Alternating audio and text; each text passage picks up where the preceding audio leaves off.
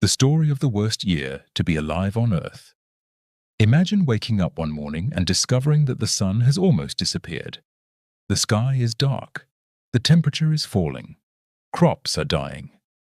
And somewhere across the world, a deadly plague is already spreading. This isn't science fiction. It happened in the year 536. And for millions of people, it may have been the closest thing to the end. In the year 536 AD, something strange happened across much of the northern hemisphere. The Byzantine historian Procopius wrote that the sun seemed to give off its light without brightness, almost as if an eclipse were continuing throughout the year. Other writers described an unusually cold period. Modern researchers have found evidence that supports at least part of this story. Tree rings from Europe and Asia show dramatically reduced growth beginning around this period. Something had disrupted the climate. But what?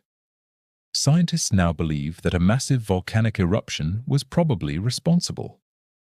The eruption injected sulfur-rich material high into the atmosphere, and that material reflected sunlight back into space.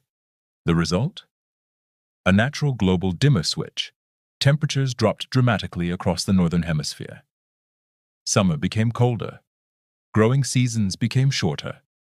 Harvests failed, and when crops fail, everything else begins to collapse. Farmers had less food.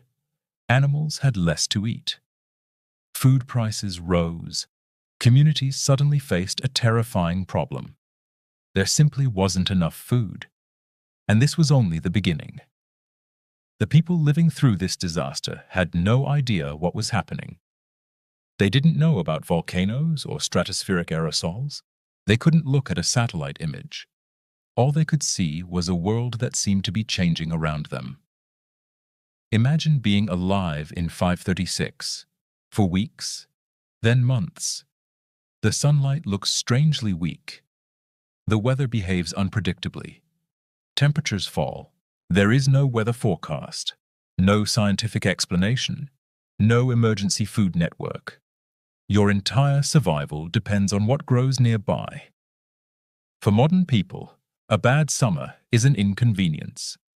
For a 6th century farmer, it could mean starvation. Evidence suggests another major eruption occurred around 540, followed by yet another disruption. The world was being hit more than once. Now, add another disaster. In 541, the Plague of Justinian appeared. The disease was caused by Yersinia pestis, the bacterium associated with the bubonic plague. Constantinople, the capital of the Byzantine Empire, was hit particularly hard. People became sick.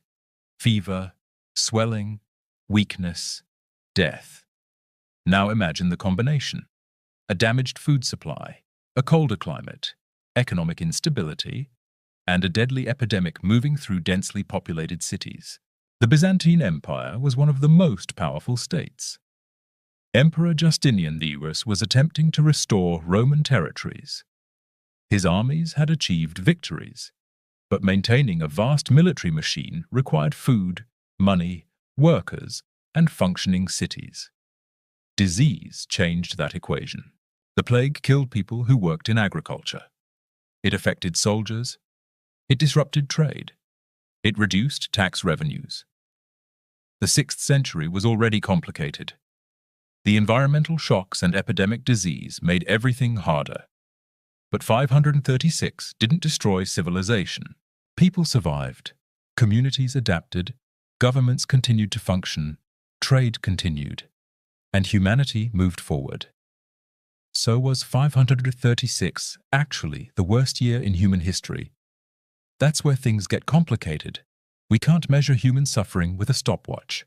For some, the Black Death in the 14th century or a devastating famine might have seemed worse. Calling it the worst is a matter of perspective. Human beings are remarkably adaptable. When harvests failed, communities changed what they ate. When trade routes shifted, merchants found alternatives. Eventually, the climate recovered. The skies brightened. Temperatures returned toward normal. Agriculture recovered. Civilizations continued. More than 1,400 years later, the story of 536 still feels strangely familiar. The difference is that today we have satellites, medicine, and global networks. The people of 536 simply looked at the darkened sky and waited. They didn't know when the sun would return or why it was getting colder.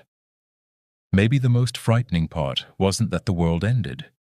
It was that it didn't end. It simply became much harder to survive. And somehow, humanity did. What year in history do you think deserves the title of the worst year to be alive?